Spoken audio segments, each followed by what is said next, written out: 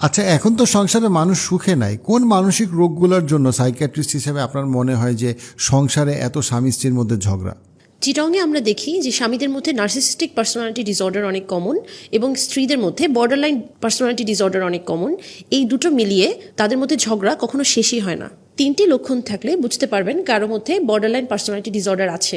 1, অতিরিক্ত রাগ করা। অতিরিক্ত রাগের মাথায় হিতাহিত জ্ঞান হারিয়ে ফেলা, জিনিসপত্র ছুঁড়ে মারা অথবা অস্বাভাবিকভাবে গালাগালি করা, খারাপ আচরণ করা, খারাপ ব্যবহার করা।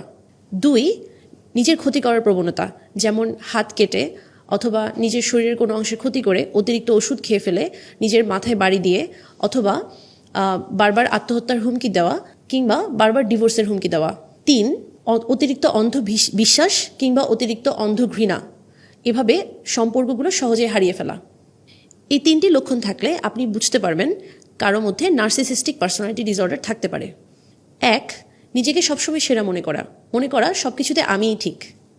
2, অন্যদেরকে অতিরিক্ত ছোট করা, সমালোচনা নিতে না পারা, অন্যদের সবাইকে সবসময় নিজের থেকে ছোট মনে করা। 3, অতিরিক্ত আবেগহীন এবং অন্যের আবেগকে গুরুত্ব না দেওয়া, শুধুমাত্র নিজের স্বার্থকেই গুরুত্ব দেওয়া। এই লক্ষণগুলো শুনে আমরা যেন একজন আরেকজনকে ডায়াগনোসিস শুরু না করি, বরং আপনি যদি সাইকিয়াট্রিস্টের কাছে যান তাহলে সাইকিয়াট্রিস্টের চিকিৎসা এবং কাউন্সেলিংয়ের মাধ্যমে আপনি আপনার পরিবারটাকে সুন্দর করতে পারবেন, আপনাদের সম্পর্কটাকে সুন্দর করতে পারবেন।